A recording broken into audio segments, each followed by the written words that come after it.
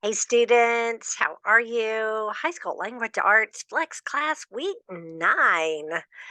We are just moving on through. You know, um, at first we started doing time periods and now we're in modern times, but that's not to say we don't look back also. We're talking about graphic novels today.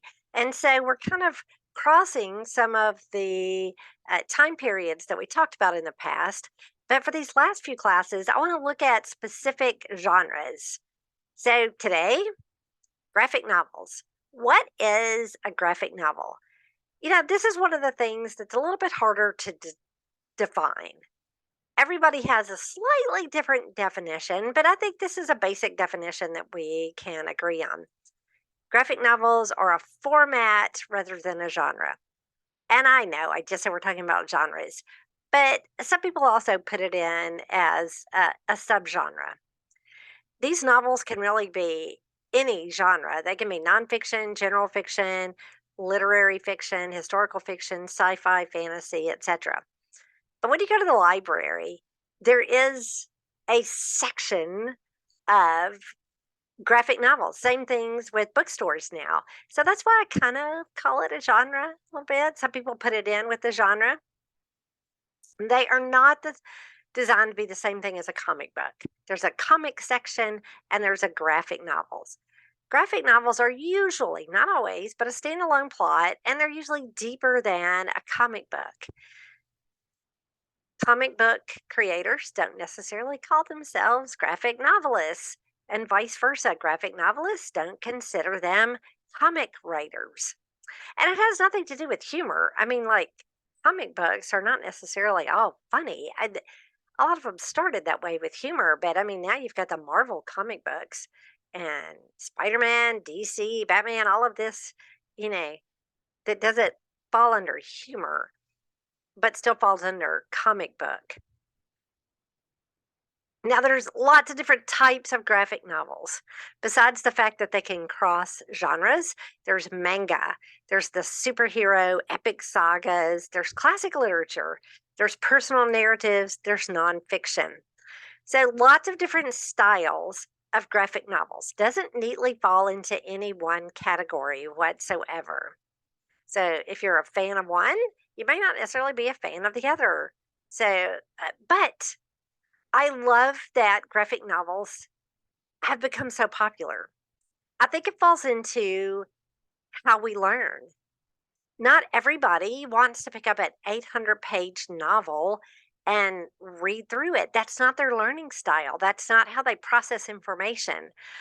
But you can take that same plot, put it in, and still with a lot of depth, put it in a graphic novel, and somebody can really. That's why I love that classic literature now has been turned into graphic novels. To me, it's an amazing way to introduce the same plot, the same themes, and the same characters with somebody that might have a different interest in how they read or a different learning style. So, challenge for you the next time you're at the library or a bookstore, go browse the graphic novels and look up at how many different types. Like, you might turn the corner and there's all manga, and you're thinking, great, it's all manga, or it's all classic literature, and you're like, where's the manga? But really spend time, ask somebody if you're unsure, because there's a lot of depth into the graphic novels. Now, for a long time, when I was teaching in a classroom, I did not teaching homeschool students, and um, I didn't include any graphic novels. It's not that I didn't think they had any validity. I understood the different learning styles. My daughter would prefer to pick up an 800-page novel and read it through quickly. My son, ever since he started to read, started with graphic style novels. I was trying to think of the little mouse, Geronimo Stilton books. I think is what they were. And then I mean, he was fascinated. And a lot of people would tell me, you're letting him read comics. No, I'm letting him read graphic novels that are appropriate for his age. And he was reading and he was learning. And it was just as valid learning as when my daughter picks up an 800-page book and reads through it. So it's not that there's, but I I was hesitant to put some on the list because I wasn't sure that all parents understood the depth of what I would be teaching. And then finally, I just decided to explain it to parents and assign some graphic novels to my high school students who are equally surprised at how much they like them. So I'm really glad to see the popularity of graphic novels, whichever style you have, because I think they're certainly, definitely valid literature. And here's an example of one that I wanted to show you. If you've never seen this trilogy, this is an example of historical graphic novels. This was by John Lewis. It was number one New York Times bestseller and won many awards and recognitions, including the National Book Award, Coretta Scott King Award, Robert F. Kennedy Book Recognition. The series represents a saga and perspectives on the life of John Lewis, very real person in our nation, a lifelong civil and human rights activist and congressman. It's divided into three parts. Book one covers his youth in Alabama and when he met Martin Luther King Jr., battle against segregation. Book two begins after the success of the nonviolent protests in Alabama and covers his experiences with police brutality and beatings and imprisonment, murder attempts, and his time with the Freedom Riders. And book three starts with the 2009 inauguration of President Barack Obama and then flashes back to the 16th Street church bombing and the struggle to secure voting rights and the historical political march from Selma to the capital city of Alabama. So, this is an example of an amazingly deep graphic novel that teaches so much history. I mean, this is as good as any textbook that is written. So, this graphic novels should have our respect, any types, whether they're for entertainment, whether it's for the artistic, or whether it's for the historical value on something like this. I'm not going to read through this list of authors. You can read through them, but here's a list of authors who are doing an amazing job of creating graphic novels for all ages to enjoy.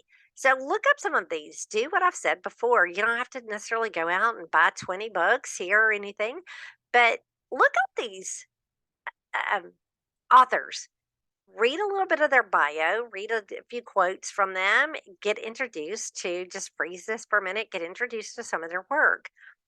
It's really good to just know what's going on in literature, even if this isn't your favorite style, or if it is your favorite style, you need to explore some different authors.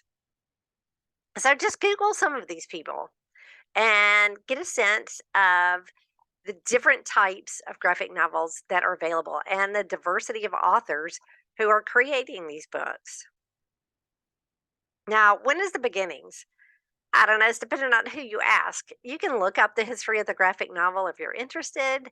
I'm not even going to try to cover all the theories of which ones was the first. There are a lot of claims as to what was the first. Some of them go all the way back to the 1940s and 50s. Comic book artist and writer Will Eisner was the first to actually use the word graphic and novel together in 1978, according to the best records that we have. And they used the term graphic novel to describe a number of his comic book tales collected under a single title, and they formed a book length publication. Publishers didn't like that idea. They were like, "Now, this is just a bunch of comic books put together." But for other books, the graphic novel did stick. And so since then, it's been used in literary world to describe the books that we've just been talking about, graphic novels. So publishers were saying, no, just because you stick a whole bunch of comic books together, you can't call it a graphic novel. But we like that term, so we're going to call other things some graphic novels. Today, one of my favorite graphic novels is by author George Takei.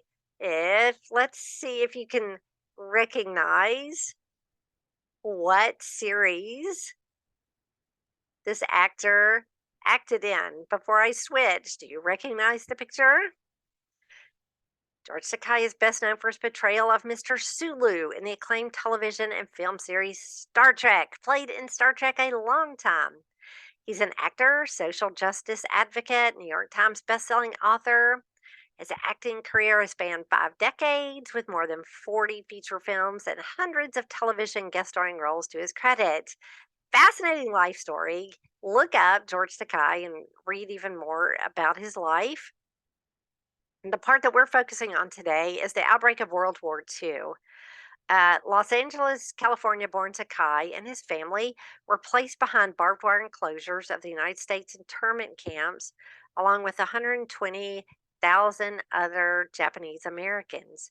He spent most of his childhood at Camp, I think it's pronounced Rower, in the swamps of Arkansas, and then even more time at the windswept Camp Toole Lake in Northern California.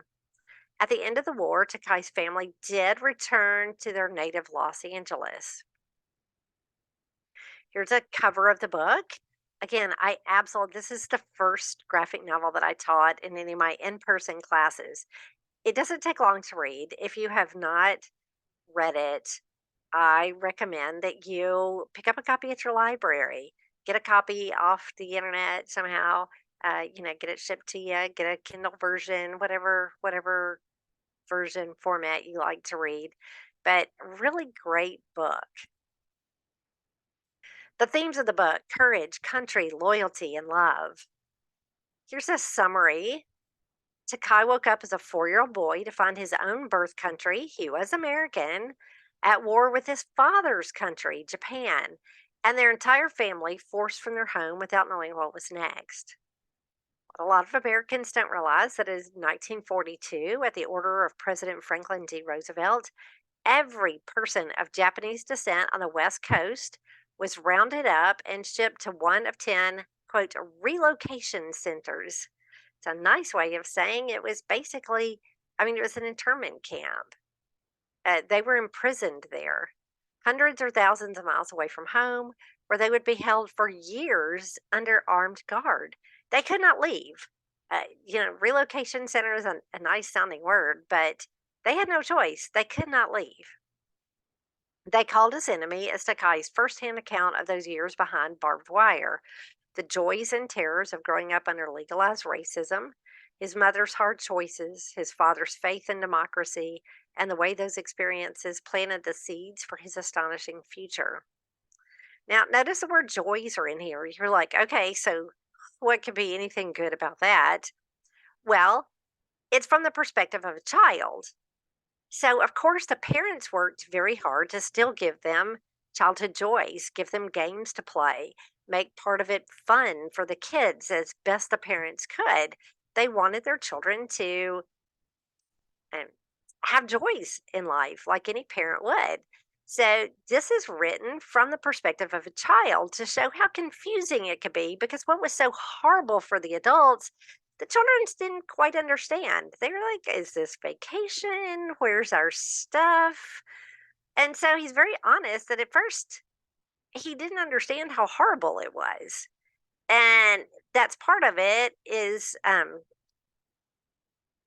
part of the brilliance of how he wrote this is that he remembered it from how he remembered it as a child. Here are some quotes.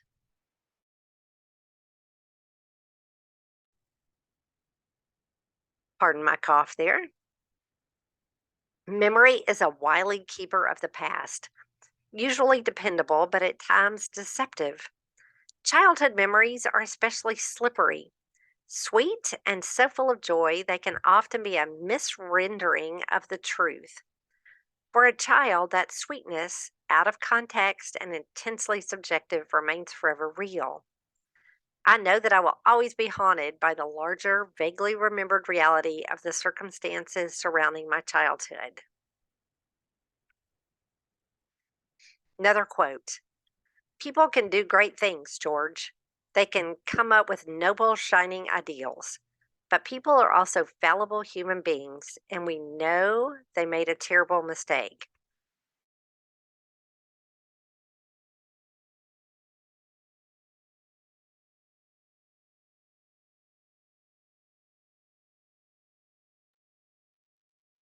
Okay, very real, unedited recordings. I cough, I drink water.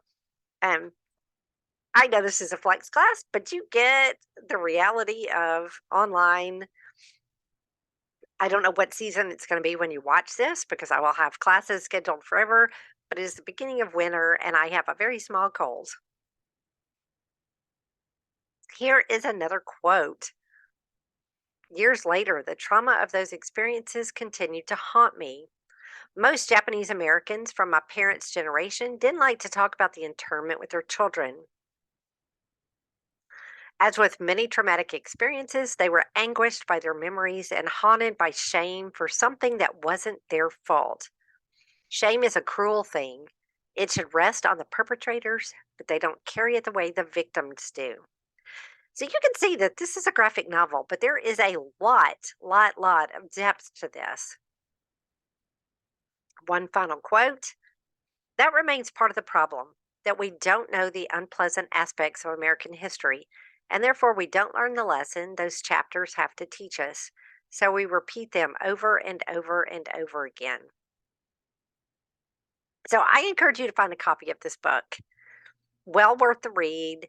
If you're into history or just remember Mr. Sulu and want to know more about his childhood, for whatever reason you read it, it's a great book. Grammar review. Strong verbs. Verbs are so important, but often we get sloppy with our verb choice and either overuse passive voice verbs or use verbs that are generic. Verbs are one of the things that can strengthen our writing. They should specifically express an action, an occurrence, or a state of being. Now, let me give you an example. Sentence one. There's nothing wrong with the desert is dry. That's grammatically correct. But look at this sentence. The sun scorches the desert. Scorches.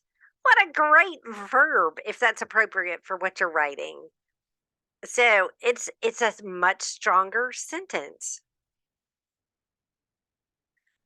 Here's a sentence with um, when we can flip the verb. We have a strong verb, but it's not used in the best way possible. So we can flip the sentence. Look at this.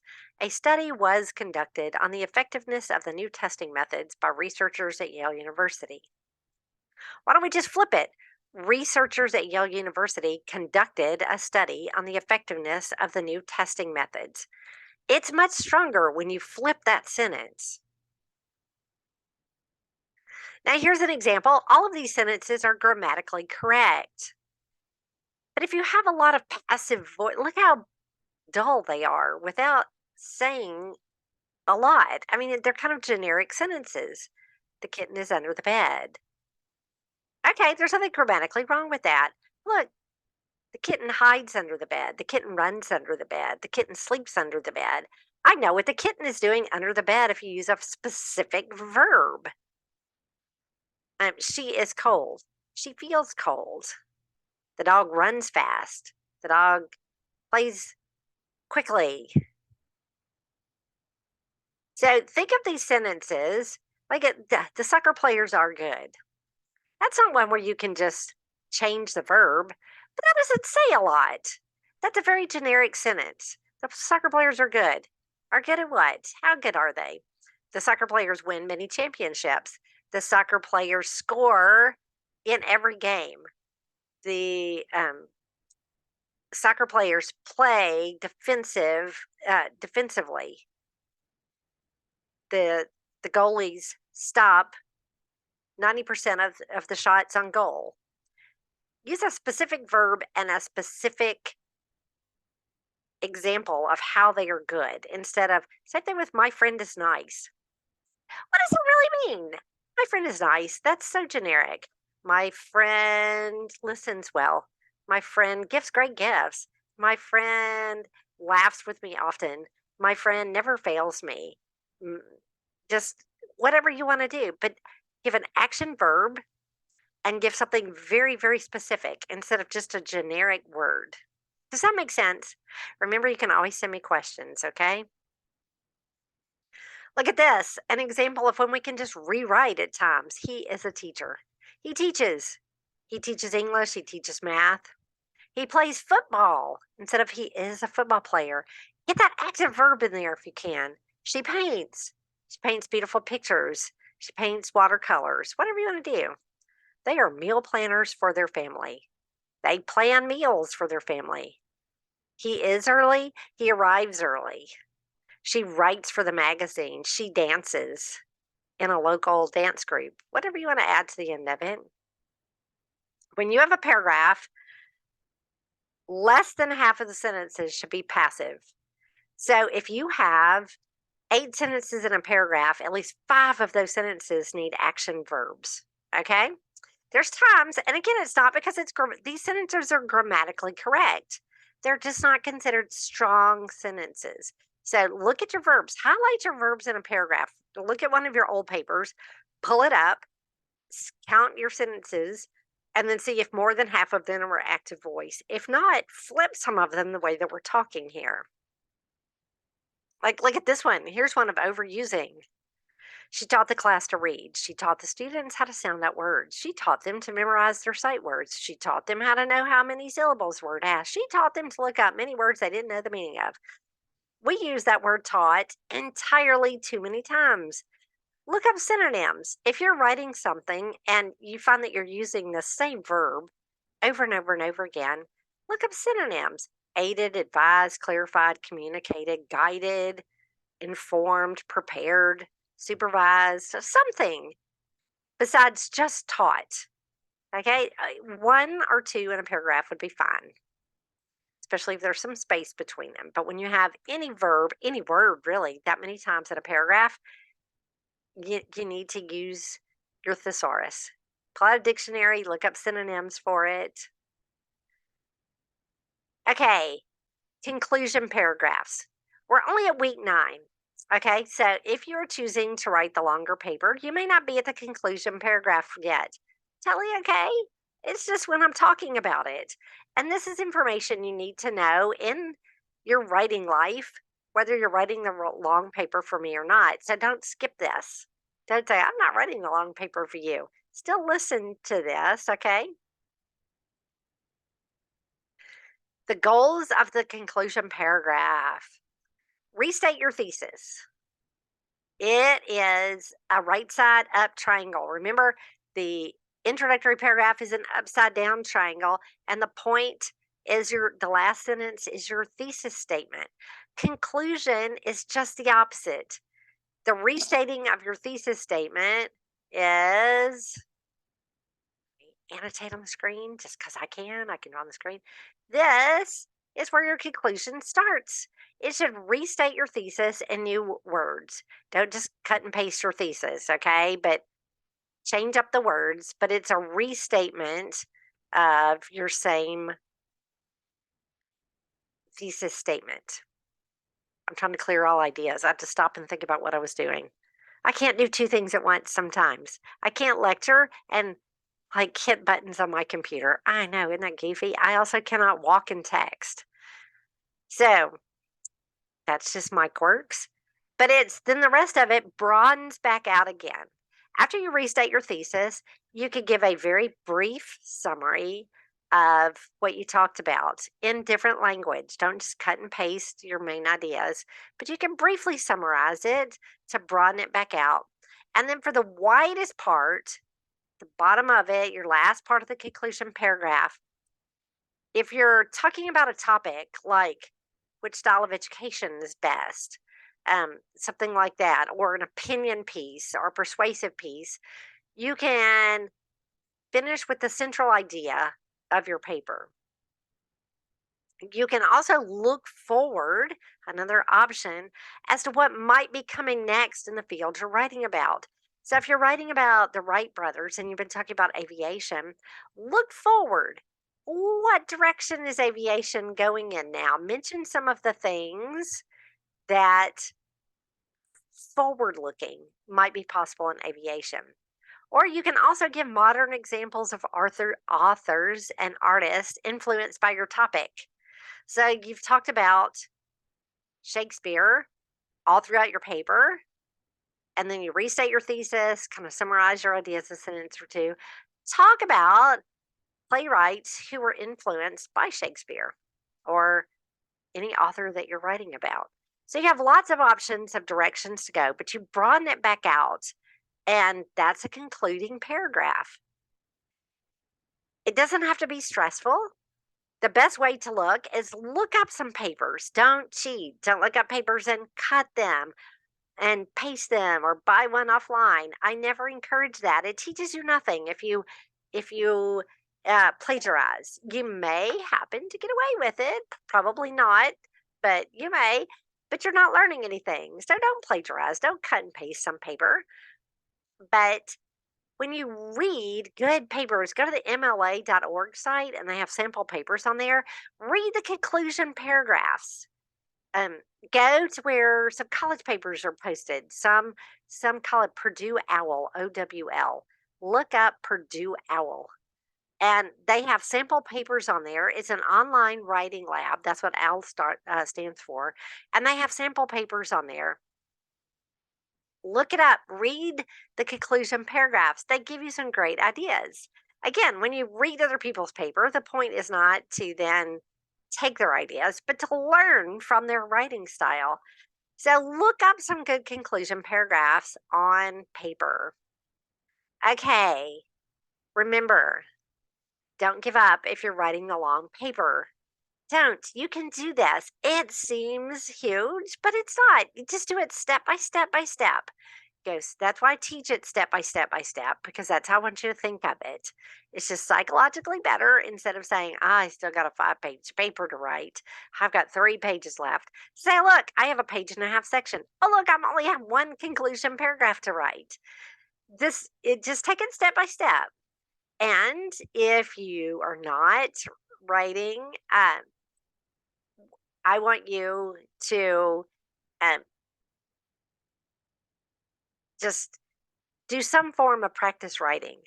I'm going to put a question in the classroom for you if you would like to submit that for me to read. But otherwise, just whatever you're writing, practice. The more you write, the better the writer you're going to be. And the easier it starts to get. Once you do 1 5-page paper, it starts to get easier. Okay? It may not be fun, but by the time you're on the second, third, and fourth, you've gotten in a habit of knowing what to do, and it becomes easier. So write. That's the best advice I could give you if you want to improve your writing. It's just sit down and write. All right, ask me questions in the classroom. I hope you have an absolutely great week. Stay in touch with me. Okay, I know we're not live, but the classroom is there and I do my best to answer. Sometimes it's not like immediate, so be patient with me, but I get back to you as quickly as I can.